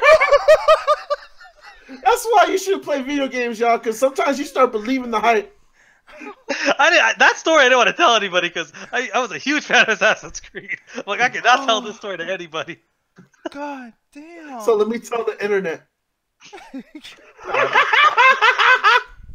That was like a fucking that was what almost 10 years now at this point. A long time. My favorite, I have like 2 or 3 of them. The first one's very easy. I don't know how to ride a bike. If you guys don't know about me, I don't know how to ride a bike. I never had real good balance as a kid. So skateboards, shit like that, fuck that. I'm not even gonna try. Unless it's got 3 wheels or 4, Ganja Guru can't hop on it. So me and my friends, we all got drunk, and I think it was for New Year's. And I told them, like, yeah, I don't know how to drive a bike, man. Like, we're gonna teach you, man. We're gonna trick you. Like, now that you're drunk, man, you're gonna have a better balance because you believe in yourself more. Just complete alcohol nonsense. So I get on the bike, and I'm like, all right. So my friend tells us you gotta pedal as fast as you can, and then gravity will keep you up. I'm like, all right. So I started pedaling, right? And he's right. Gravity keeps you up. I get to the end of the road, and it's a major road, so I don't know what the fuck to do now. And he goes, hit the brakes. I hit the brake, and I fly forward. I scarred my fucking elbow, bro. Look at that shit. Oh, shit. I still have the scar to this day, man. I ripped it, and I didn't even notice it was bad because, like, it was one of those things that I was so inebriated that I was like, yo, man, I fucked up my arm. Next day, bruised. Like, a completely horrible. The second injury I got, this one is fucking childish. And it has something to do with parkour as well. We and my friends, we were starting to get into parkour. It was something that I was pretty decent at because most of the time we were just climbing fence and hopping over them and stuff. It wasn't real parkour. No one was holding onto the wall and doing jumps and stunts on it. and then jumping down to a safety distance. Nothing that crazy. So we're trying to jump over this park bench and act like we're cool as shit and whatnot. So my friend Conrad, he jumps over the bench, does his shit. I'm like, all right, I could do that too. Fuck it. I forget that I'm 200 pounds and I'm a fat boy with no balance. So I run fast as I could. I miss. All right, so you guys know the usual park benches. You got seat, table, and then a middle inside. Yeah. So I fuck up and I miss it completely, and I turn my body the wrong way. So my right foot goes into the other side, my left foot goes under, and my dick hits the seat straight fucking jackass style. The worst part is not even that I hit myself in the dick and I have an embarrassment now. I end up hitting my toe on one of the things that hold up the picnic table up on the inside of it. So I end up giving myself a broken pinky toe on top of that shit. Jesus Christ. Fuck, man. And what's the third one you had? The third one, man, this one is completely fucking idiotic, and I don't think I've told anyone this because it's kind of a little dangerous. But me and my friends, we were driving around in a go-kart, and I was driving, and I think I was like 12, 13. I wasn't even doing drugs then. This was innocent ganja to a certain degree. So we're hauling ass. We're hitting the corners hard, hitting them hard. I end up skirting a little bit too hard to the right and hitting those the parking spot things that divide them. We hit that shit full force. My friend Conrad's brother, Lorenzo, falls out. I end up hitting the side of the go-kart. I end up having a bruise from the fucking driver handle all up my side. And I had to hide that from my parents for 2 weeks. Lorenzo fell out of the go-kart and had a scrape from actually hitting the pavement. And we had to keep that for silence for like 3 weeks so he didn't lose the go-kart. Damn, man. I got nothing. I'm sorry. I got nothing. I still got more. Yeah, give me one more actually. Okay. Your shit. And by the way, I hope we don't offend you when we laugh, dude. But that shit. Oh no, that's fine. I told these stories for a reason. Okay. So one time I got hit by a car. Okay. What? So what happened was okay. So there's only one bus that goes from my school to my house. If I don't catch that, I gotta wait an hour. Mm-hmm. So there's a red light going, and I'm like, okay, the bus is already turning. Like, if I don't get through these cars, I'm not gonna be able to. So I'm basically walking around the cars. It's a red light. I figure no problem, right? Next second, I wake up on the hood of a car. I'm like, what the hell just happened? And this guy in this green car is looking horrified, like he just killed me. What the fuck? I booked it to the bus to make sure I didn't miss it, but I wasn't hurt at all. I think my leg was a little, my leg hurt, but I'm like, I'm not bleeding. I'm good. I gotta catch this bus, man. Oh, yeah. Fuck that shit. He literally had a concussion, and the only thing he thought of when he came back was, I gotta catch that bus. I'm not missing that bus, man. Damn, man. I like how he's like, I only had a scrape on my leg. Meanwhile, he blacked out for like a second. That's called a concussion, Alan. I was fine, clearly. I got one more, but this didn't happen to me personally, but I was involved in it. One of the things is I was smoking this, if y'all know what dabs are or concentrate, it's another form of marijuana that it's a oil base, and you drop it on this heated nail that gets red hot, and you smoke it. And it's supposed to be like a higher percentage THC, like over 80%. And it first came out to Florida. And I was living with a relative at the time. She was older, maybe like in her 50s and 60s. And she smoked a little bit from the old days. And she had saw me dabbing, and she thought I was doing crack at first. And then I explained to her, like I guys explained to you now what it is. And she wanted to try it. So I'm explaining it like a little kid. I'm like, so this is the torch. You heat up the ceramic bowl. You get it to a red hot surface. I look at her right in the fucking eye, and I go, do not touch. And as she looks at me, kind of comprehends what I said. She goes, "What? Don't touch this." Puts her hand directly on the red hot iron. Oh, dude, that shit sounded like someone was cooking meat. That shit went. Shh. She had a fucking imprint in her hand, like she was Jesus Christ. Oh shit! You guys. Oh man, that reminded me of another fucking story. So all the stories I ever told were pre-high school. Those are probably 12, 13. One of the things I had in high school, and I injured myself so often in high school, but one of the ones was I was in tech class, and you guys know what a soldering iron is, right? Yeah. Yeah, you have the handle, the fucking metal shaft, and then you have the tip. So me and my friend, we were sharing the soldering iron, and what happened was I asked him to pass it to me. This Mensa student passes it to me fucking tip and shaft first. Me not paying attention, I grabbed the fucking thing, And then 5 seconds later, starts screaming. And then my fucking teacher's like, run to the water and put your hand underwater to cool it the fuck off. Blisters all over my fucking hand, man. It was ridiculous. I couldn't jack my dick for 2 days. Oh god, it was terrible. Everyone apologized. I'm like, man, like what the hell? You know I'm smacking you when this heals, right? Oh god, I've been so. I love the way Helen told that story. Just like blisters all over my fucking head. Man. Yeah. Like, hey, like in the chat, I'm invincible or accident prone. That's up to you. Dude, I just love the idea of like Alan just chilling, just trying to get his fucking word done. It's like, yeah, pass me that shit. He just cries like, what the fuck? I mean, who's at fault here? Me for not paying attention, or him for handing it to me shaft first? Like, what's the... Man. You know what's gonna fuck him eventually. I think the problem was we used to get a hand in the shaft. Oh, God. Shaft I knew it was gonna fuck him eventually. Not even the tip. He was like, no, not yet. Oh, dude, I'm sorry, but if I did, that's red hot. That bed's metal. That would have killed. I almost blew my phone up with that same fucking thing one time. What? So back when this is back when I had a Nokia. Nokia's like, I believe the hype when they say it's indestructible. I just had it out because you get text message all that stuff. I left the battery up, and I put the soldering iron down, and it melted through the back. And if I didn't catch it, it would hit the battery and exploded. So I was like, okay, I gotta stop playing with this thing. I'm clearly not like responsible. I hate to say it, but I could top that. This is like 10, 12 years ago, so this is way past the statute of limitations, so fuck you, DA. When I was younger, I used to make concentrates. And if you guys don't know that, the process requires butane, which is a highly flammable substance, right next to ethanol alcohol. And one of the things is, like, to do it, you have to spray through a tube. I'm not going to go into the whole fucking mixture because it's not a hip-hop album.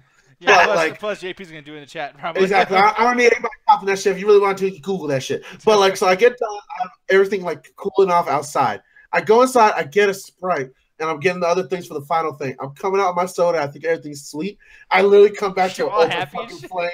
I come back to an open flame. I don't know what happened, but my backyard is on fire from this little pan right now. And I just don't know what to do because, like, I don't know, do I put water on it? Because this is technically oil, and that might cause more flames. Yeah. So I just let that shit just burn about, like, $300 worth of weed. That broke my heart. If you had I don't know if grease fires you're able to put it out with just patting it out. I'm not sure if you're supposed to use, like... Salt. What's up? Salt. Maybe. Yeah, blow it up too. No, like don't you put like flour or some shit? Don't you put something on it? Yeah, flour's a little different than salt. Salt will make it look green and probably make it burn off. Good thing I talked about this before I fucking had to do it myself. Oh god, my house is on fire. How often is shit catching on fire in your house? Actually, pretty often, believe it or not. Alan, I have bad news and I have good news. The good news is I turned the flame green. The bad news is I think I gave it energy. Yeah, pretty much. Oh yeah, you want to actually have it explode? Put sugar in it. Oh yeah, fuck that. Okay, yeah, don't make the mistake between flour, sugar, and salt. Like it just fucking like. No, sugar will fucking like no joke. Sugar will literally explode if you put it in a fucking fire. Yeah, no, that's fine. I ain't doing it. Yeah, I learned that from lab, where I have even more stories, but we'll do that for another time. Yeah, man, holy shit! Like we had more community questions, but I am fucking just that was amazing. I'm so sorry, Alan, but. Oh, it's fine. I don't mind telling those stories. It's been a while since I told those stories. So. Dude, next time I'm depressed, I'm gonna think about you not knowing how to use a fucking razor, and using that shit on your fucking head. Yeah, like, I still remember. Oh, it's fucking amazing. People, man, it's been a long show. Well, not even that long actually, but it's just I know people are still watching Double Toast and everything too, and I want to force people to not watch that for so much longer. So. With that said, Mr. Ganja Guru, why don't you tell people about that Midnight Chat Tag Facebook show that y'all do? Ooh, so guys, make sure to check out our Untitled Video Game Show, where it's on the Midnight Chat Tag Facebook page. Now, you go check that out on Facebook, and you go check us out there, like I said, every Friday, 7:30 CST time on that Untitled Video Game Show, where me and my co-host, and our little co-host, Penelope, and our bi-week co-host, Trey Cooper, come on, play some video games, discuss some video game topics and some news, and just have overall fun and conversations. And, by the way, next week we're going to have the first, I don't think it's the first, but it's like the first time for me, Mr. Alan is going to be taking over the show. So, Alan, what are we going to be playing for this week? Well, I'm glad you brought that up. So, basically, because this month entirely is going to be the 10-year anniversary of The Dark Knight that Nick hates. Don't hate it. Well, yeah, you do. You just said it earlier. So, what we'll be playing is it's going to be a fan choice. we're going to be choosing. You guys will choose which Arkham game we're going to play. So which of the best Batman games are we going to play? So as soon as this is over, I will be doing an Amino poll. So it'll be live as soon as this recording is over. You guys get to choose which Arkham game you want to play, and all of them will be on the list from Arkham Asylum to Arkham Knight. So you guys choose there, and whatever the most popular choice is, it's going to be Arkham Knight. Okay. It's going to be whatever you guys want to, whatever it is. If it's Arkham Origins or Arkham City or Arkham Asylum, we will play that one this Friday. Oh, man. Actually, man, I might actually ask you guys to let me in on that because I want to see you get mad at fucking Arkham. Like, dude, what the fuck? The fucking thing's killing me. And the whole thing, too. And I know people are going to be arguing about DC shit inside the chat, so that should be fun. And all those have great openings, so you guys won't be bored. And you guys know Alan has great opinions. Yeah, exactly. We play City. I'll tell you this right now. I was shitting on it the whole time. Man, if Nolan made a Batman game, it would be the best Batman game in the whole wide world. You know, if Nolan had they're a country, actually really close to the Nolan Batman, like the game. So for like the 24th anniversary of Superman, am I gonna get to play Superman 64 again?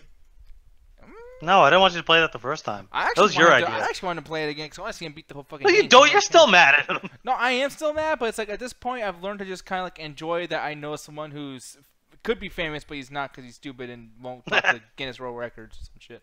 But with that said, we're getting the fuck out of here. So with that said, Mr. Conjure Guru, I said what that said 3 times. 3, 2, 1. Attack the chat. Lord, do not use erasers on your head. With that said.